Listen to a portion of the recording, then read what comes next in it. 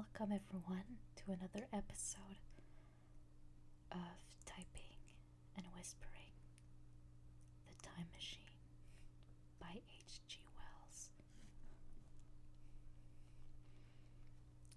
So it looks like in the previous episode there was a conversation between some men and somebody called a time traveler.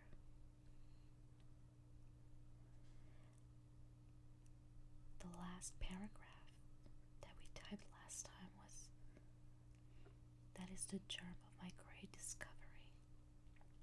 But you are wrong to say that we cannot move about in time.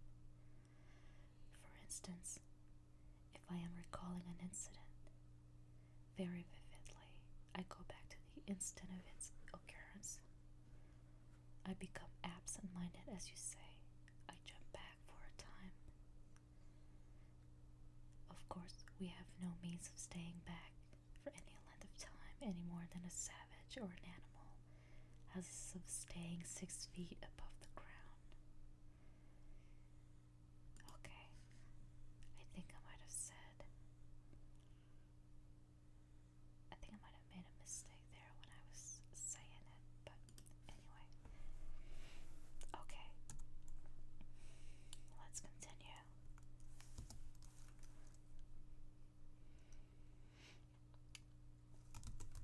But a civilized man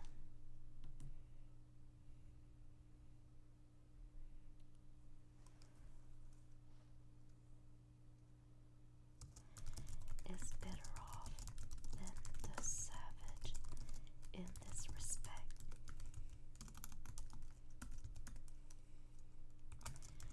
He can go up against gravitation in a balloon, and why should he not hope that ultimately he may be able to stop or accelerate his drift along the time dimension?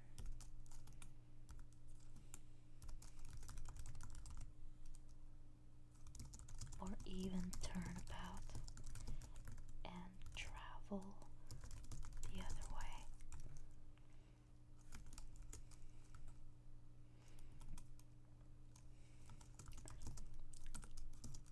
"Oh, this," began Philby,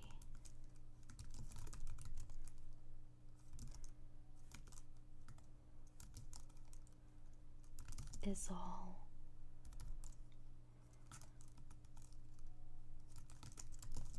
Why not?"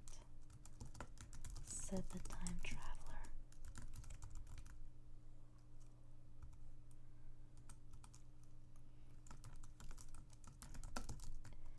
"It's against reason," said Philby.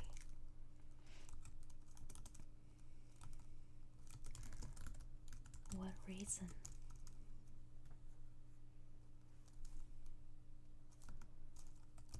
said the time traveler. "He can show black as white by argument," said Philby, "but you will never convince me." Okay.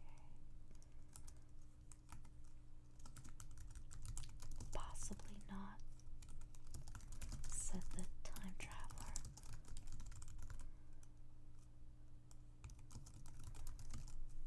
"But now you begin to see the object of my investigations into the geometry of 4 dimensions. Long ago, I had a vague inkling of a machine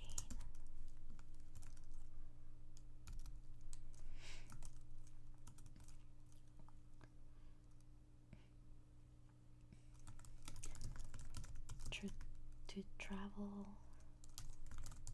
through time,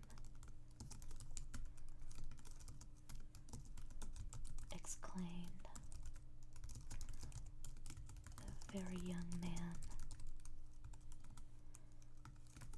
that shall travel indifferently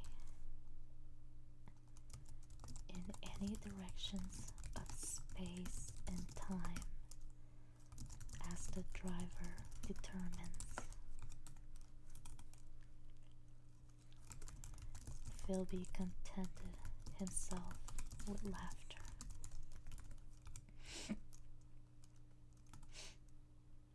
Excuse me.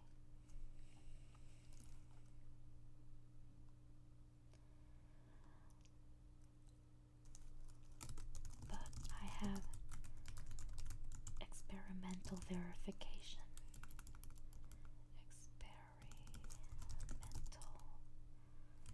Verification, said the time traveler.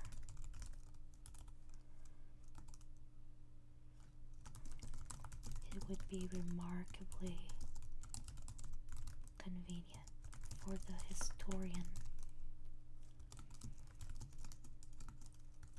the psychologist,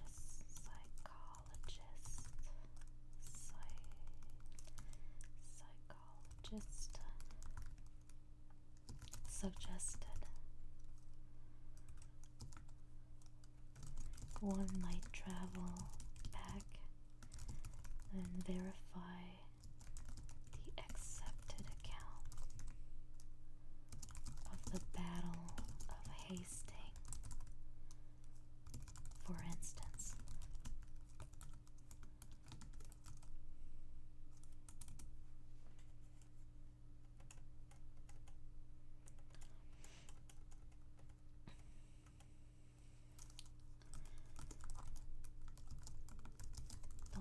Think you would attract attention?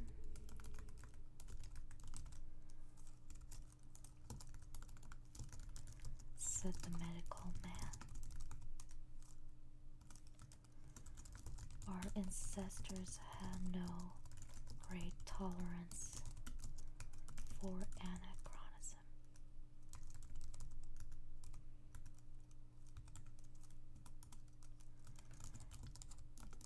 One might get one's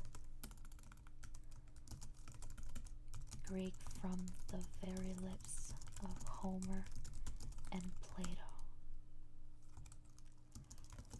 The very young man thought.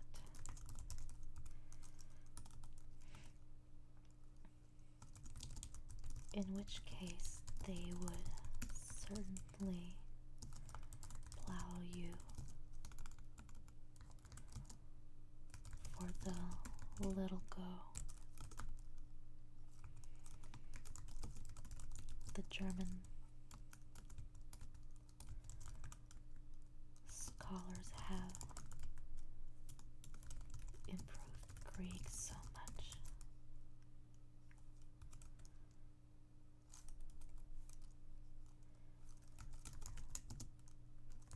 Then there is the future, said the very young man. Just think, one might invest all one's money.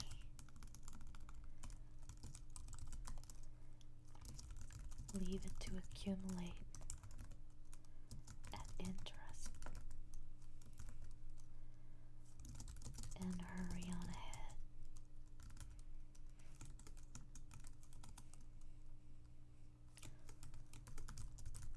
To discover a society, said I, erected on a strictly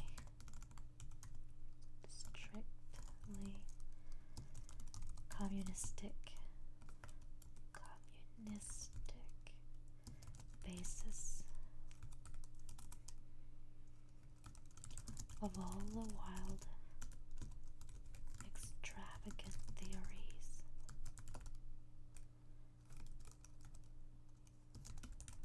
and the psychologist.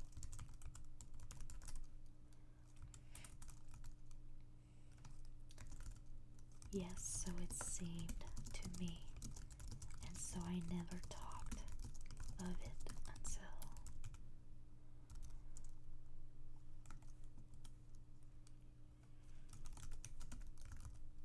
experimental verification.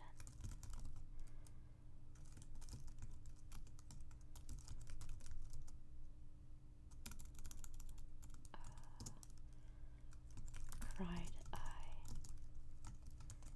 You are going to verify that?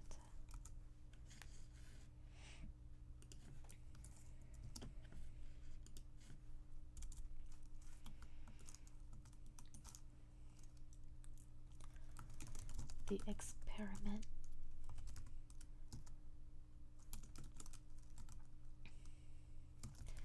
cried Philby, who was getting brain weary.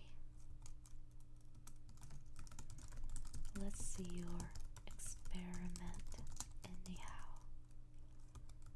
said the psychologist.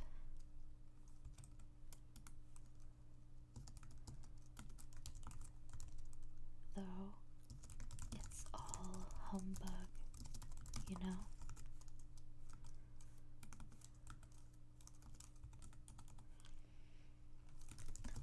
The time traveler smiled around at us, then, still smiling faintly,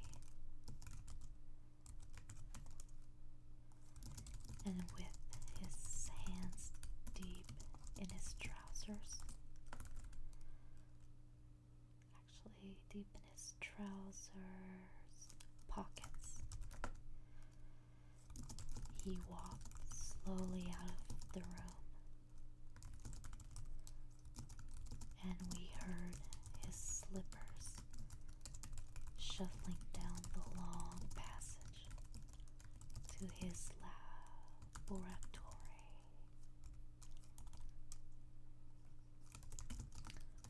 The psychologist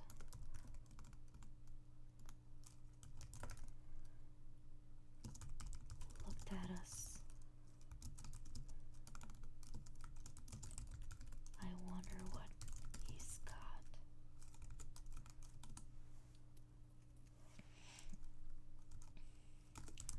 Some slate,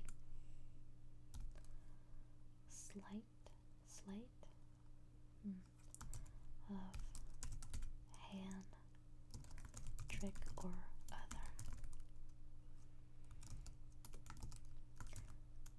said the medical man, and Philby tried to tell us about a conjurer he has seen at Burslem, but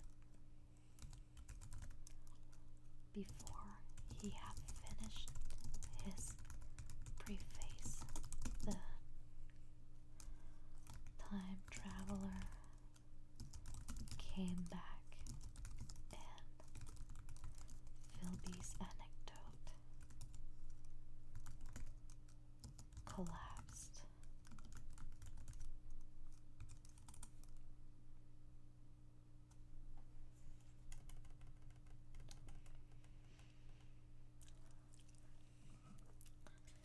Take a drink.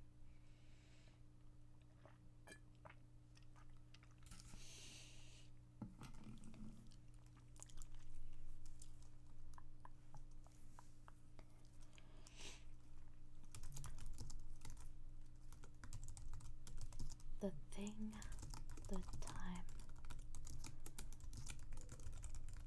traveler held in his hand was a glittering metallic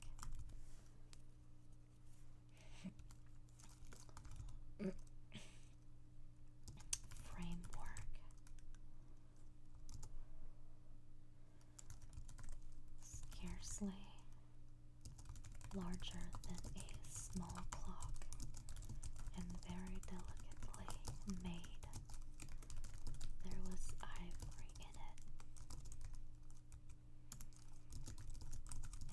transparent, crystalline.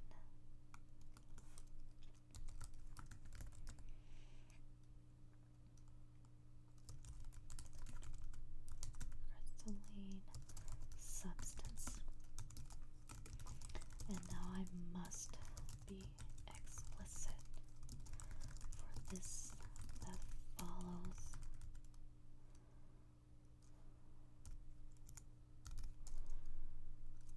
Unless his explanation is to be accepted, is an absolutely unaccountable thing. He took one of the small octagonal tables that were scattered about the room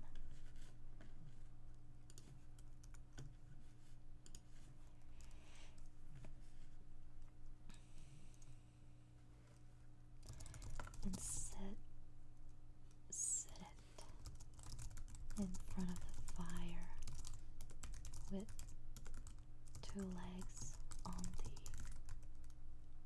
hearth hearthrug. That's a complicated word. Did I spell that right? So it's spelling heart and H rug. Okay. On this table, he placed the mechanism.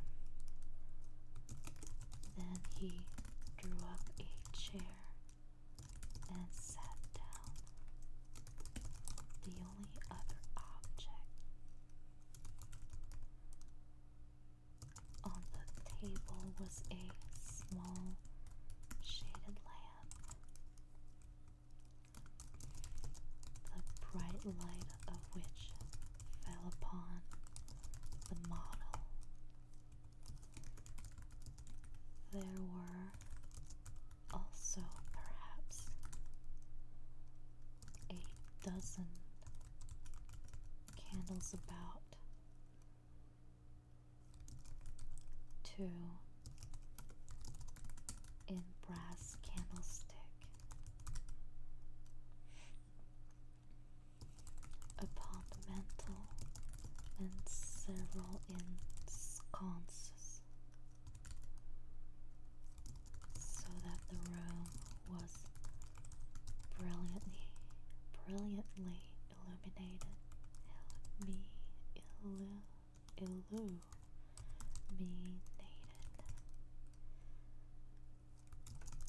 I sat in a low arm chair nearest the fire, and I drew this forward so as to be almost between the time traveler and the fireplace. Philby sat behind him, looking over his shoulder.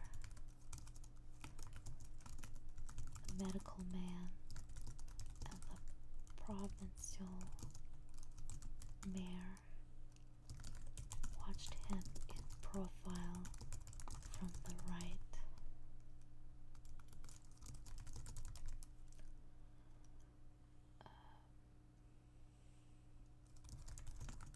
The psychologist from the left. The very young man stood behind the psychologist. We were all on the alert. It appears incredible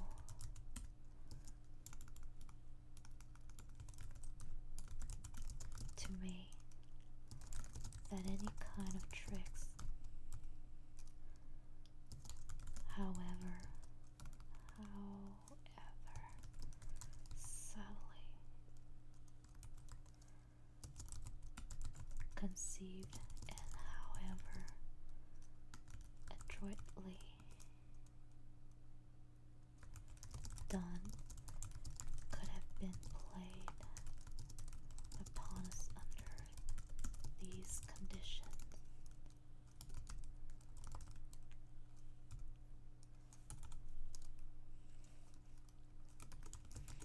The time traveler looked at us and then at the mechanism.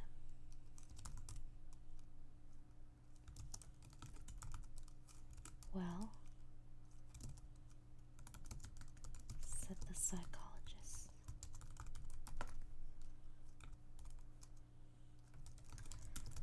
this little affair, said the time traveler, resting his elbows upon the table and pressing his hands together above the apparatus, is only a model. It is my plan for a machine to travel through time.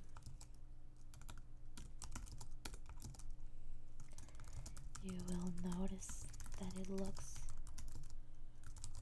singularly, and you ask you, singularly ask you.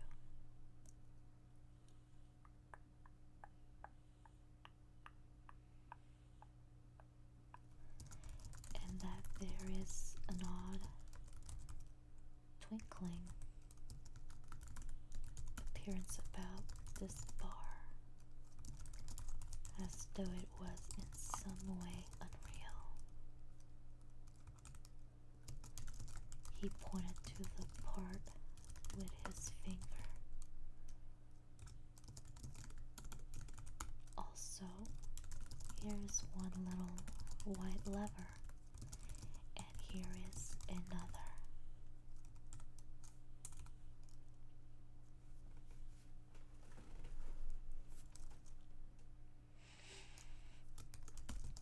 The medical man got up out of his chair and peered into the thing.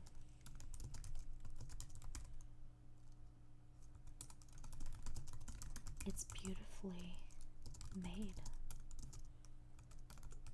he said. It took me, no, scratch that. It took 2 years to make, retorted the time traveler. Then, when we had all imitated the action of the medical man, he said, now I want you clearly to understand that this lever being pressed over sends the machine gliding into the future, and this other reverses the motion. This saddle represents the seat of a time traveler. Presently, I am going to press the lever, and off the machine will go. It will vanish, pass into future time.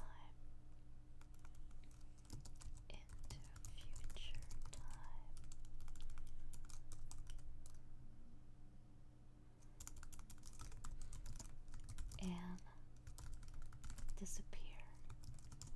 Have a good look at the thing.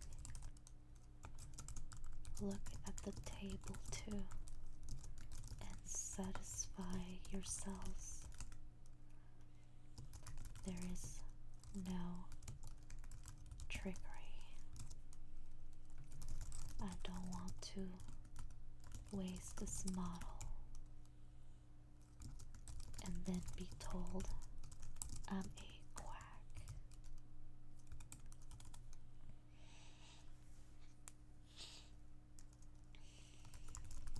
There was a minute's pause, perhaps.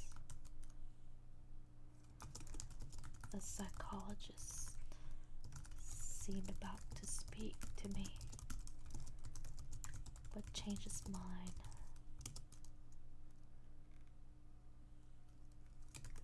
Then the time traveler put forward his finger towards the lever.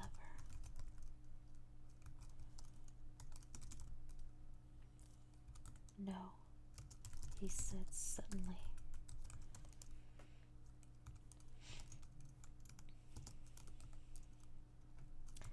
Lend me your hand. And turning to the psychologist,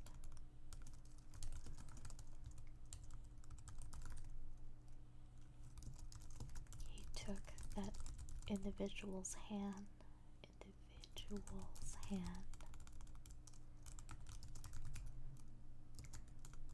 in his own and told him to put out his forefinger, so that it was the psychologist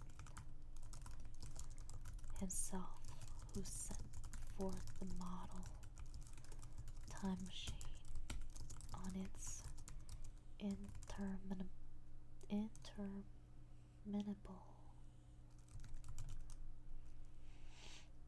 voyage. We all saw the lever turn.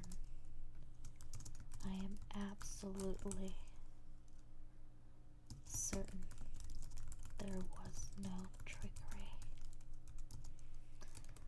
There was a breath of wind,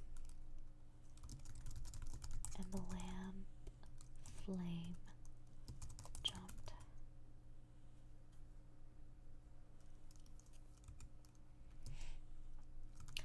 One of the candles on the mantle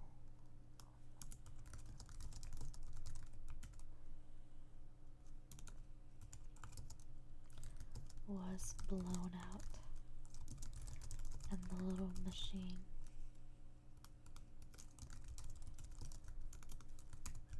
suddenly swung around, became indistinct, was seen as a ghost for a second, perhaps,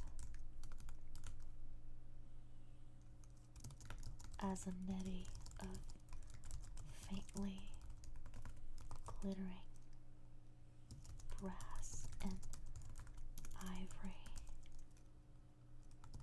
and it was gone.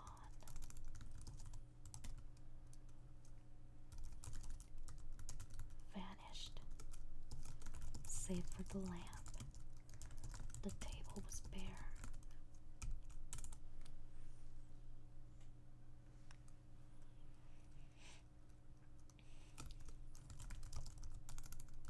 Everyone was silent for a minute. Then Philby said he was damned.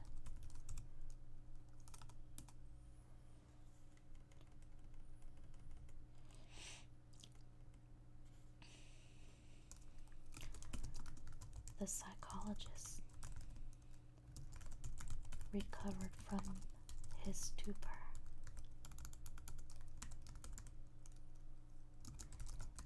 and suddenly looked under the table at that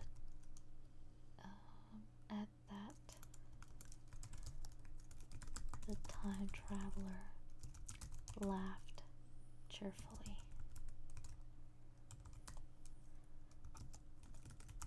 Well, he said with a reminiscence,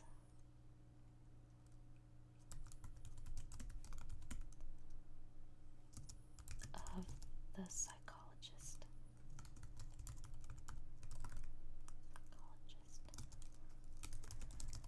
Then, getting up, he went to the tobacco jar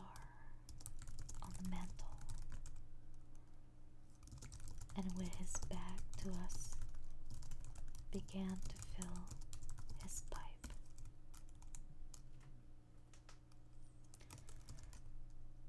We stared at each other.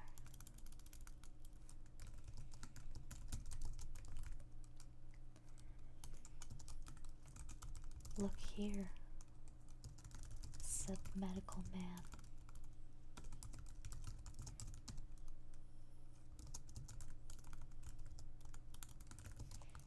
"Are you in earnest about this? Do you seriously believe that that machine has traveled into time?"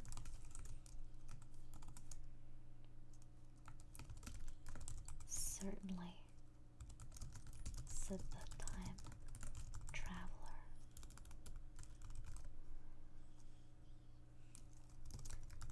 Stooping to light a spill at the fire, then he turned, lighting his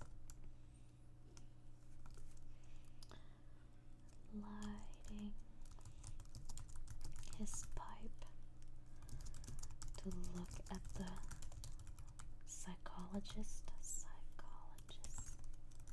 face. The psychologist, to show that he was not unhinged,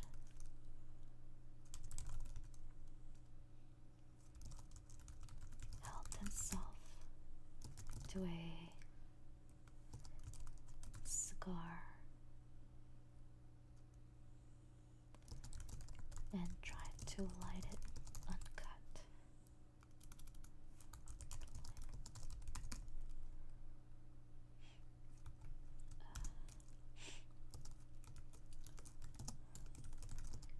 What is more, I have a big machine nearly finished in there. He indicated the laboratory, and when that is put together, I mean to have a journey on my own account.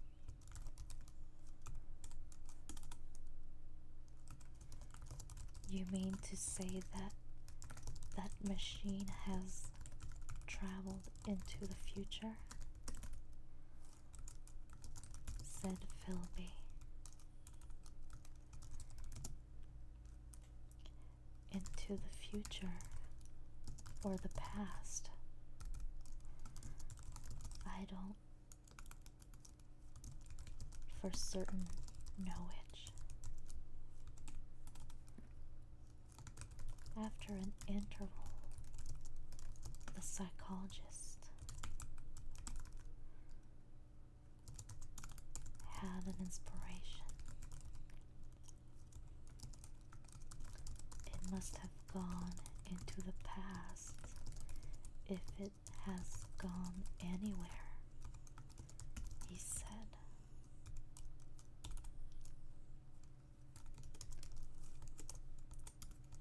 "Why?"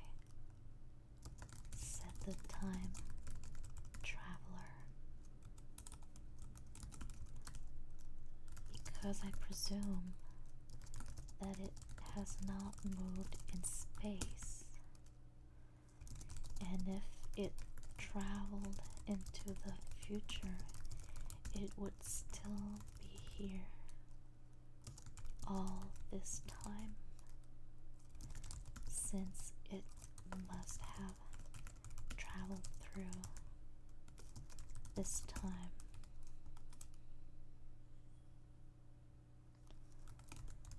"But," I said, "if it traveled into the past, it would have been visible when we came first into this room, and last Thursday when we were here."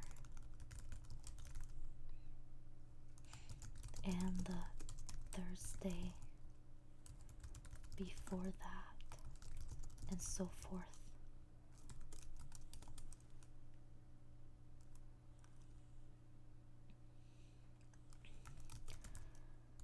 Serious objections, remarked the provincial mayor with an air of impartiality, turning towards the time traveler.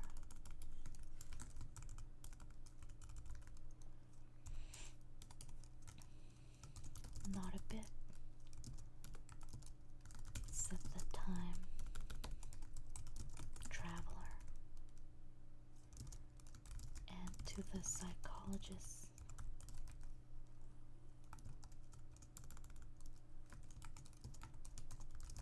you think you can explain that its presentation below the threshold, you know,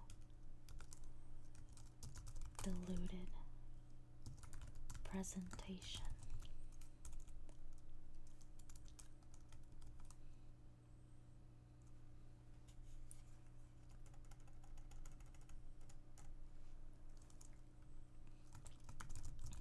Of course, said the psychologist,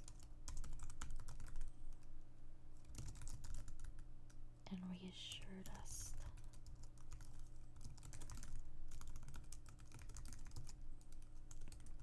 That's a simple point of psychology. I should have thought of it.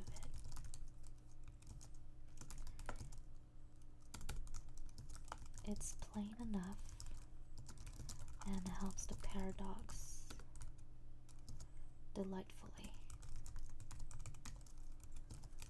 We cannot see it, nor can we appreciate this machine any more than we can the spoke of a wheel spinning, or a bullet flying through the air. If it is traveling through time 50, let's see,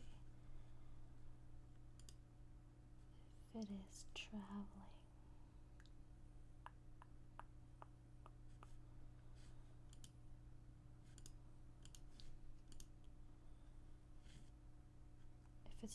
through time 50 times or 100 times faster than we are, if it gets through a minute while we get through a second, the impression it creates will of course be only 1/50th or 1/100th of what it would make if it were not traveling in time. That's plain enough.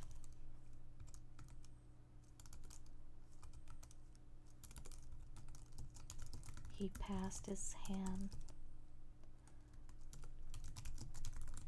through the space in which the machine had been. You see, he said, laughing.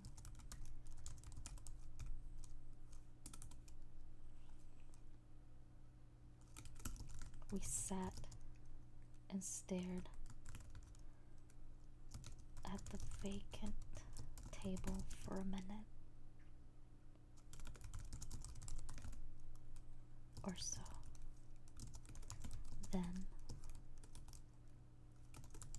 the time traveler asked us what we thought of it all. Asked us what we thought of it all. It sounds plausible enough tonight.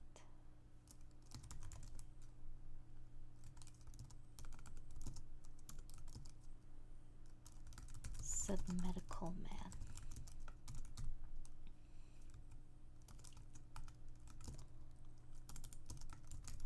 But wait until tomorrow.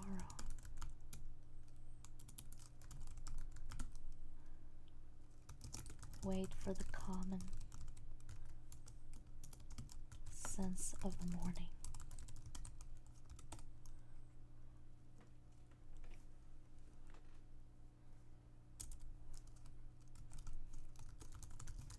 Would you like to see the time machine itself?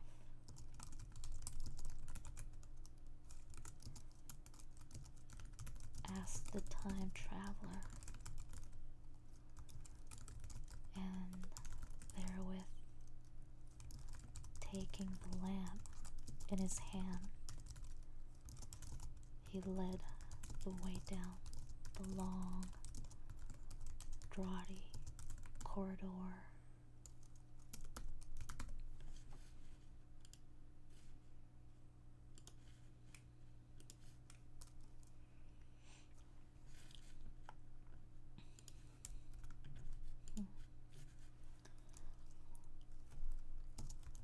To his laboratory.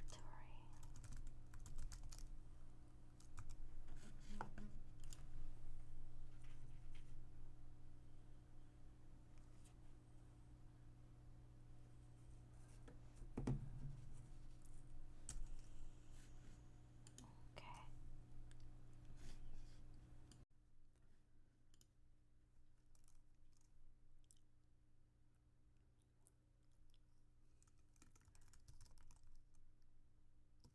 Would you like to see the time machine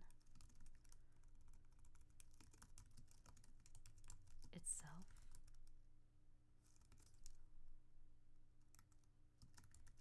Asked the time traveler.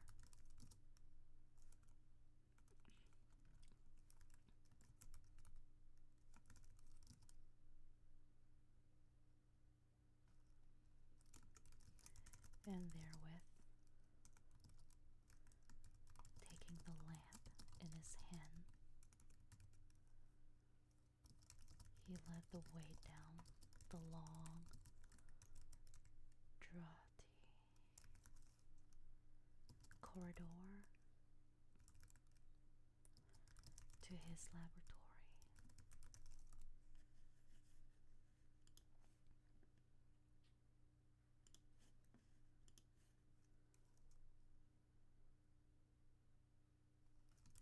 I remember vividly the flickering light, his queer broad head and silhouette,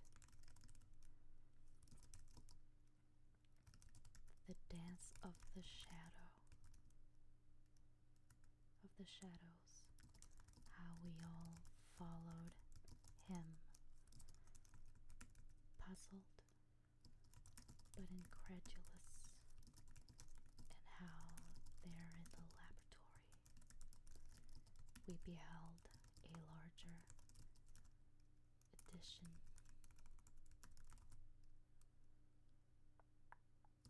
of the little mechanism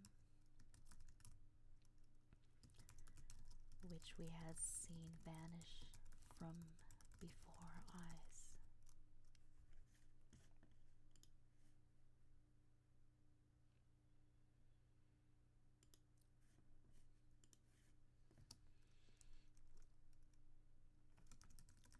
Parts were of nickel, parts of ivory, parts had certainly. Certainly. Been filed or sawn out of rock, crystal.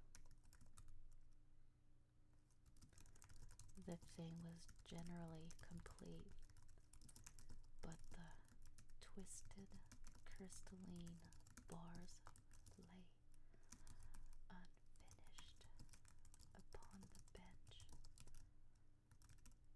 beside some sheets of drawings, and I took one up for a better look at it. Quartz, it seemed to be.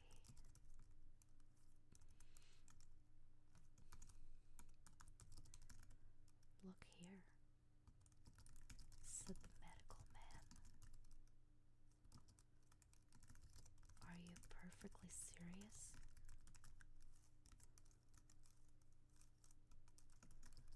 Or is this a trick? Like that ghost you showed us last Christmas?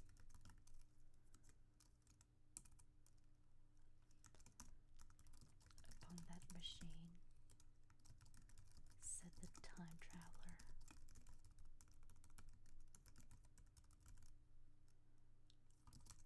Holding the lamp aloft. I intend to explore time. Is that plain? I was never more serious in my life. None of us quite knew how to take it.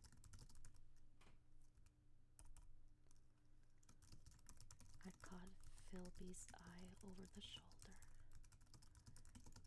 of the medical man.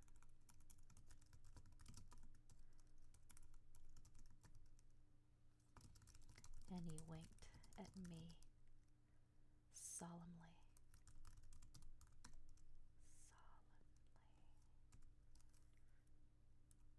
Okay, so this is it for part 1, or chapter 1. Next time we'll start